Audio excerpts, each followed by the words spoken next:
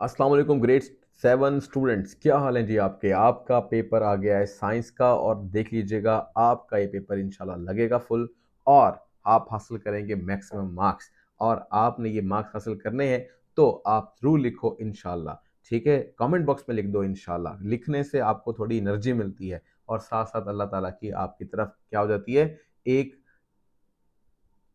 नज़र हो जाती है और फिर आप बेहतरीन मार्क्स भी ले सकते हो। ठीक है, अब जो बच्चे कल पेपर देकर आए हैं उन्हें पता है कि सारा पेपर आया था। हाँ, और जो बच्चे नए आए हैं उनको चाहिए वो लाजमी तौर पर जो है ना वो सब्सक्राइब कर लें, क्योंकि अगला पेपर आपको तभी मिल पाएगा जब आपके पास नोटिफिकेशन आ जाएगा। और अगर आप नए हैं तो ज़रूरी इस चैनल को सब्सक्राइब करके जाएं ताकि नेक्स्ट जो आपके पास पेपर है वो फ़ौरन आपको मिल जाए। ठीक है बेटा जी, तो अब हम शुरू करते हैं। जिनको भी पता नहीं है, फर्स्ट टाइम देख रहे हैं, तो उन्होंने ऐसा करना है कि मैं आपको सवालों के जवाब बताऊंगा। अच्छा, ये इंग्लिश मीडियम वाला भी है, उर्दू मीडियम वाला भी है, सेम आंसर होंगे। उर्दू मीडियम भी दिखा देंगे, इंग्लिश मीडियम भी आपको दिखा देंगे, थोड़ा बहुत आपको समझा भी देंगे। तो आपने बेहतरीन तरीके से इसको समझना भी है, देखना भी है, और मेरे बताने से पहले आपने आंसर सोचना है जो आपको आता है, ताकि पता चले कि आपका आंसर और मेरा आंसर सेम है या नहीं है। अगर सेम है तो उसका मतलब है आपकी जो प्रिपरेशन है, आपकी जो तैयारी है वो बड़ी अच्छी है। ठीक है, अगर नहीं है तैयारी तो तैयारी कर लें, बस सवाल का जवाब देखें और वहां जाके लिख दीजिएगा। ठीक है, मैं साथ साथ आपको गाइड भी कर दूंगा। तो मैंने फिर ये कहा है कि अगला पेपर हासिल करने के लिए सब्सक्रिप्शन जरूरी है, अदरवाइज आपके पास वीडियो नहीं पहुंच पाएगी, फिर आप परेशान होंगे। अच्छा जी, अब चलते हैं हम पहले सवाल की तरफ। और सवाल कुछ यूं है कि the primary source of energy of photosynthesis, भाई फोटोसिंथेसिस के लिए एनर्जी कहाँ से आती है। तो आपने इसका जवाब देना है, भाई कहाँ से आती है, सनलाइट से आती है। तो क्वेश्चन वन का है जी सी आंसर। फिर है question two, xylem tissue in plants form a system of pipelines, भाई पाइप का एक निज़ाम है जो जाइलम बनाता है। From dash through the stem for the water conduction, यानी कहाँ से, रूट से स्टार्ट होता है, फिर ऊपर तने तक और फिर पत्तों तक जाता है। तो ये निज़ाम में क्या ऑप्शन आना चाहिए। तो क्वेश्चन टू का जो आपके पास आंसर बनता है वो बी, यानी रूट से ऊपर की जानिब। फॉर एग्जाम्पल हम ये कहते हैं कि ये हमारे पास एक प्लांट है, तो प्लांट की क्या होती है, दरमियान में रूट्स होती हैं। तो पानी नीचे से जाता है तो यहाँ पहले पाइप पानी वसूल करेंगे, फिर तने में जाएगा, फिर उसके बाद पत्ते में जाएगा। तो ये वाली बात आपको याद आ गई होगी, सर ने पढ़ाई होगी या किसी टीचर ने आपको पढ़ाया होगा। अच्छा भाई, अब चलो नेक्स्ट क्वेश्चन की तरफ। नेक्स्ट क्वेश्चन है number 3, the protective layer of the root is, भाई रूट के ऊपर जो प्रोटेक्शन के लिए हिफाजती तह होती है उसका नाम क्या है। तो भाई इसका नाम है एपिडर्मिस। ठीक है, तो नंबर 3 का जवाब है बी।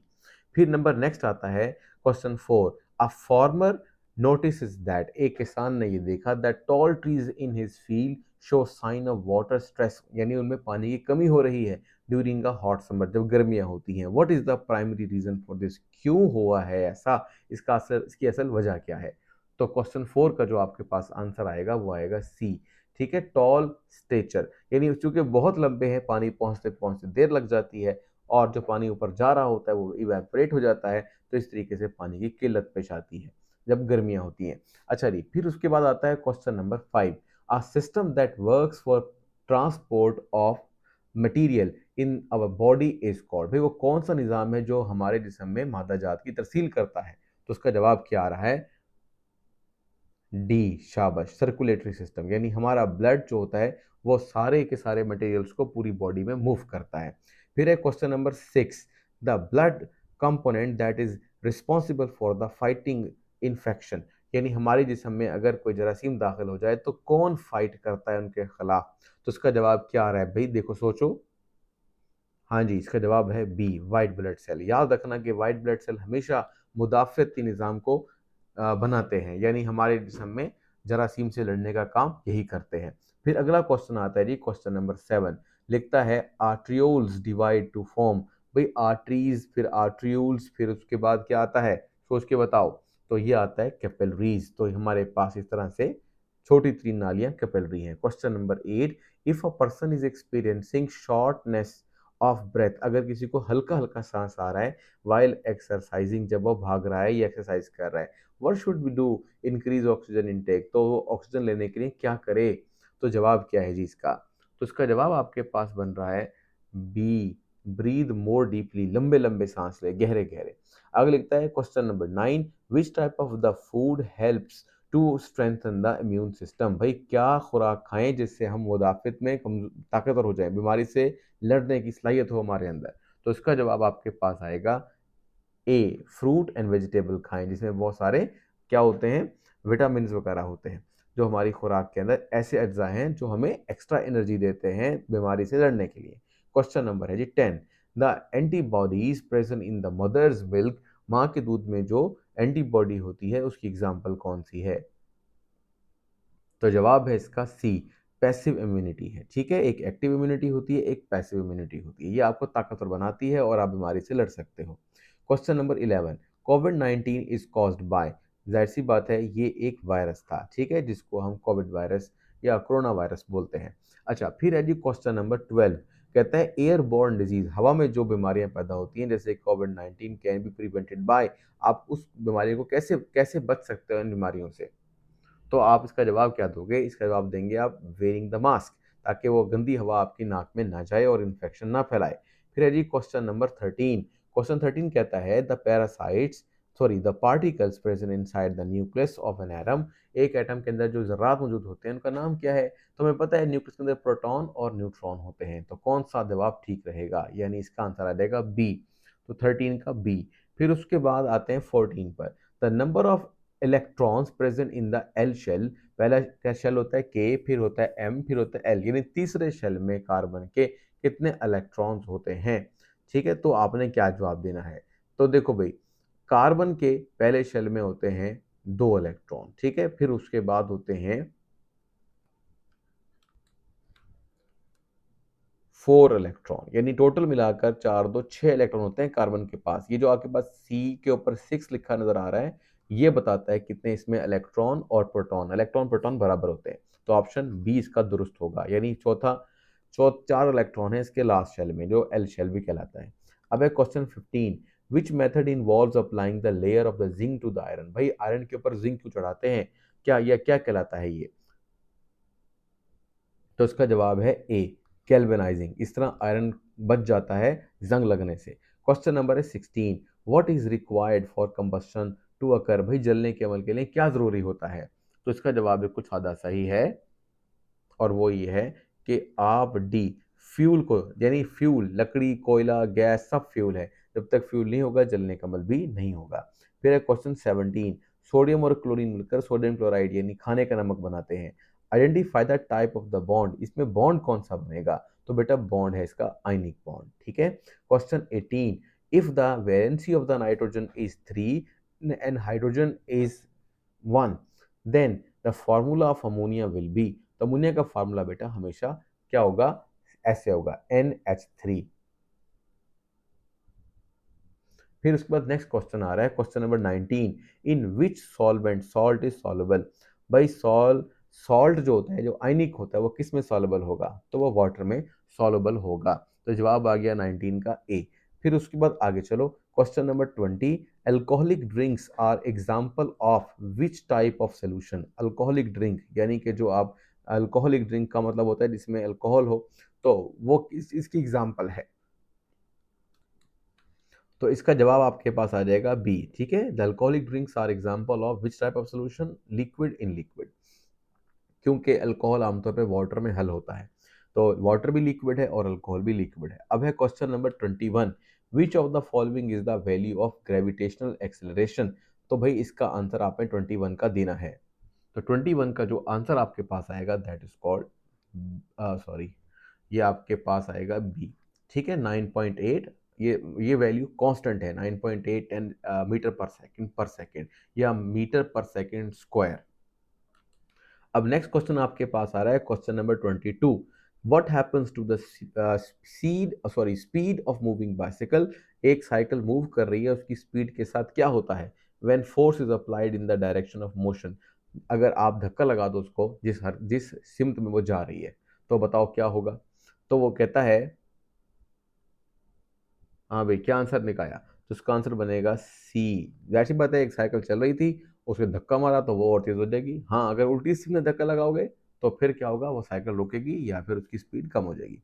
अब है जी क्वेश्चन नंबर 23, वो लिखता है the speed of sound in the air, भाई सबसे तेज दौड़ती है रोशनी, सॉरी रोशनी, उसके बाद है जी साउंड।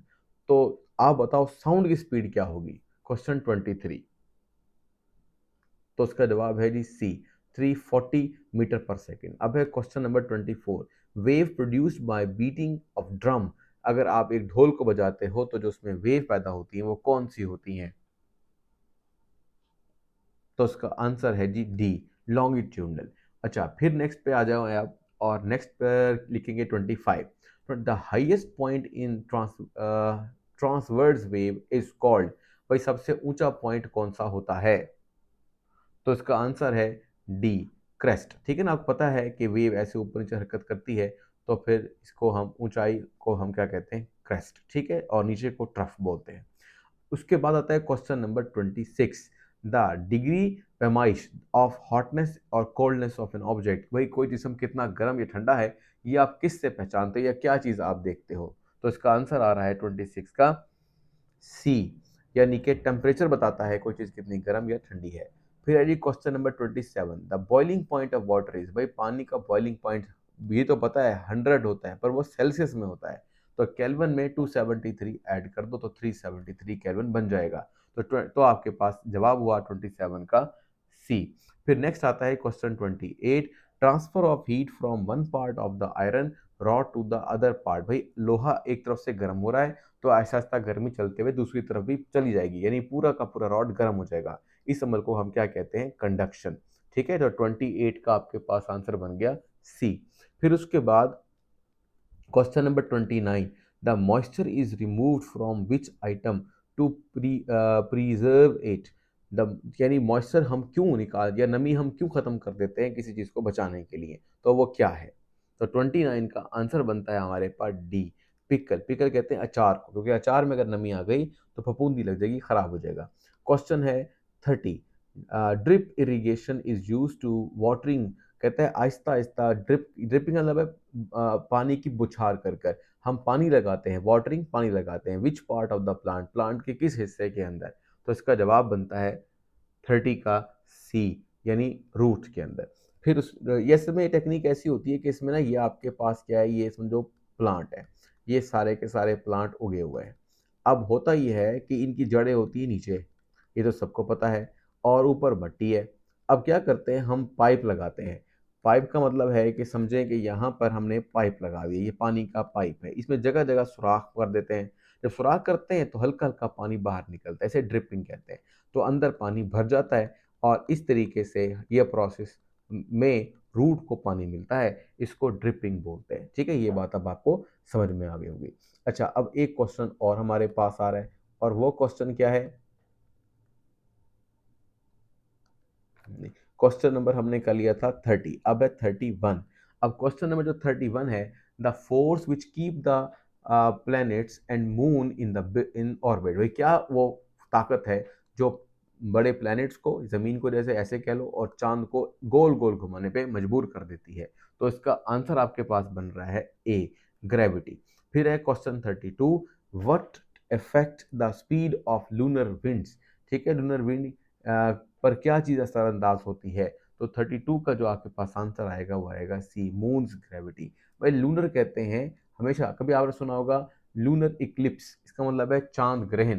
तो लूनर की टर्म जो होती है वो चांद से रिलेट करती है। लो भाई, ये आपके पास हो गया, सारा पेपर हल हो गया, उर्दू में भी बता दिया मैंने, और उर्दू वाला पेपर दिखा भी देता हूँ मैं भी आपको। ये है जी हमारे सब्जेक्टिव पेपर। सब्जेक्टिव पेपर में आपके पास क्वेश्चन 33 है, इसमें कुछ पॉइंट्स हैं। फिर 34 है, फिर इसमें जुज्व हैं या कह लें पॉइंट्स हैं। फिर उसके बाद 35 में भी इस तरह से हैं, और फिर 36 आपके पास सवाल होगा, और 37 तक होगा। इन सारे सवाल के जवाब अभी हम आपको देते हैं। और इससे पहले जो बच्चों का उर्दू का पेपर होगा, जवाब सेम टू सेम है, सवाल सेम टू सेम है, बस उर्दू में लिखा हुआ है। तो ये आप एक दफ़ा नज़र से देख लो, मैं इसको आहिस्ता आहिस्ता करके गुजार रहा हूँ, तो जो आप लोगों को समझ आ जाए तो आप इसे कर लेना। ठीक है बेटा, तो ये सारा का सारा आपको नज़र आ रहा है। रोक कर देख लो, कोई मसला परेशानी है तो पूछ लें, कमेंट बॉक्स में ज़रूर लिखें। ठीक है, इंशाल्लाह लिखें अपने लिए कि हाँ, अब इंशाल्लाह हमारी जो है ना बेहतरीन पोजीशन आएगी। लो भाई, ये सारे के सारे आपको मैंने बता दिए सवालात। अब आते हैं जवाबात पर। तो सवाल नंबर 33 है, पहला सवाल है पौधे के कौन से हिस्से शूट सिस्टम बनाते हैं, ठीक है, यानी which part of the plant make the shoot system. तो बेटा इसका जवाब आपने यहाँ से लिखना है, इधर से लेकर इधर तक, ठीक है, और इस तरह से यहाँ से लेकर यहाँ तक लिखना है। फिर उसके बाद नेक्स्ट इसी का पार्ट आ रहा है, पत्ते की अंदरूनी साख के कोई से 4 हिस्सों के नाम लिखें। अच्छा, मैं इसे पढ़ता इंग्लिश में हूँ ताकि उनके लिए आसानी हो जाए, क्योंकि उर्दू वाले वैसे भी पढ़ लेते हैं, उम्मीद है कि वो इनको वैसे समझ जाएंगे।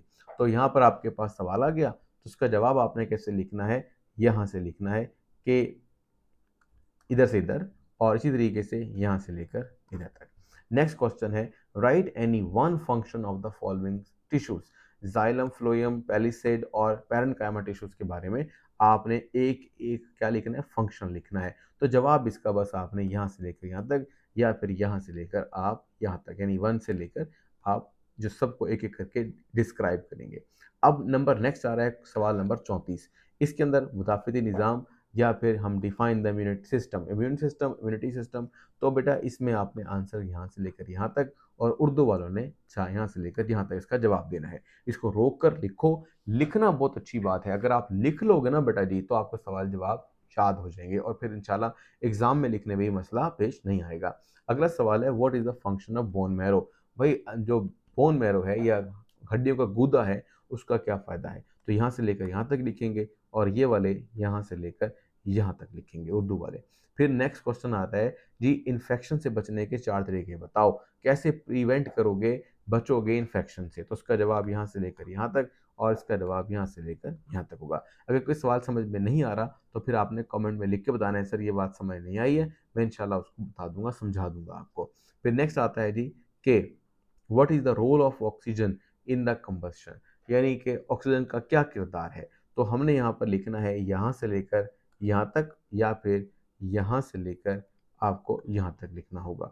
फिर उसके बाद नेक्स्ट चलते हैं। नेक्स्ट आपके पास है कि recognise the physical and chemical change. अब तब्दीलियां आपके सामने हैं, तो उनको किस तरह से रिकग्नाइज करोगे। ए, आइसक्रीम मेल्ट हो गई है, ठीक है, तो ये क्या फिजिकल चेंज है। Evaporation from hot sauce pan, और खाना पक रहा है तो उसमें से धुआं निकल रहा है। और अगर लिखता है spoiling the apple in the air, अगर आप हवा में रखोगे सेब को तो वो काला पड़ जाएगा। फ्लेमिंग का मतलब है कि वहाँ पर क्या होगा, धुआं निकलेगा। तो ये आपके पास कुछ इसके सवाल थे, ये सवाल दूसरी तरफ भी लिखे हुए हैं। अब इसका जवाब आपने क्या देना है, इसका जवाब बड़ा आसान सा है। तो आपने क्या करना है, जो आंसर है वो यहाँ से शुरू करें और आखिर तक ख़त्म करें। लॉन्ग क्वेश्चन है ना भाई ये काफ़ी। इसी तरह से यहाँ से आप शुरू करें उर्दू मीडियम वाले, और यहाँ तक लिखें। इस तरह आपके दोनों सवाल बेहतरीन तरीके से मुकम्मल हो जाएंगे। बाकी उसने सारा कुछ लिखा हुआ है कि देखो ये आइस पिघल रही है, केमिकल चेंज आ रहा है कोई, ये फिजिकल चेंज आ रहा है, और केमिकल चेंज आ रहा है अगर आप किसी भी आग को जलाते हो। अच्छा, फिर आता है जी क्वेश्चन नंबर 36। अब 36 में भी मुख्तलिफ जुज्व हैं, तो हम पहले पार्ट को देखते हैं। ये है नॉन कॉन्टैक्ट फोर्स की तारीफ करें। तो यहाँ पे लिखा हुआ है नॉन कॉन्टैक्ट फोर्स। तो जवाब बेटा मॉडल पेपर, यानी यहाँ लिखा है ना मॉडल आंसर, यहाँ से शुरू करके यहाँ तक कर लेंगे। और मुख्तलिफ अजसाम पर फोर्स की 5 असरात लिखें। तो अब आपने क्या करना है, 5 असरात लिखने। कौन कौन से यहाँ लिखा हुआ है, right the 5 effects of force on the different objects. भाई ताकत लगाने से ऑब्जेक्ट पे क्या होता है। तो आपका आंसर बेटा यहाँ से लेकर यहाँ तक बनता है, और इन उर्दू मीडियम वालों का, ठीक है, यहाँ से लेकर यहाँ तक बनता है। फिर उसके बाद अगला सवाल आ रहा है। अगला सवाल क्या कहता है, अगला सवाल कहता है जी, एक तालिब इल्म 100 मीटर का फासला 10 सेकंड में, और 250 मीटर का फासला 25 सेकंड में तय करता है, इसकी औसत स्पीड मालूम करें। तो मालूम करने के लिए आपको न्यूमेरिकल करना पड़ेगा बेटा। न्यूमेरिकल में आपने लिखना है total distance covered S1 plus S2, ठीक है। उसके बाद आपने जो ये डिस्टेंस था और कवर किया उसको आपने जमा कर लेना है। टोटल टाइम टेकन, कितना वक्त दिया गया, तो T1 और T2 जमा करना है, ठीक है। ये आपके पास क्या है, सेकंड्स में आपके पास है। इन दोनों को जमा करेंगे, ये ऊपर लिखे हुए हैं, तो आपके पास सेकंड आ जाएंगे। अब आपके पास सेकंड भी आ गया और आपके पास मीटर भी आ गया, यानी कि डिस्टेंस। अब आपने क्या करना है, टोटल डिस्टेंस को ऊपर लिखना है, जैसे कि हमारे पास है 350, और नीचे आपने लिखना है time taken for the change या टोटल टाइम टेकन। तो ये आपके पास 35।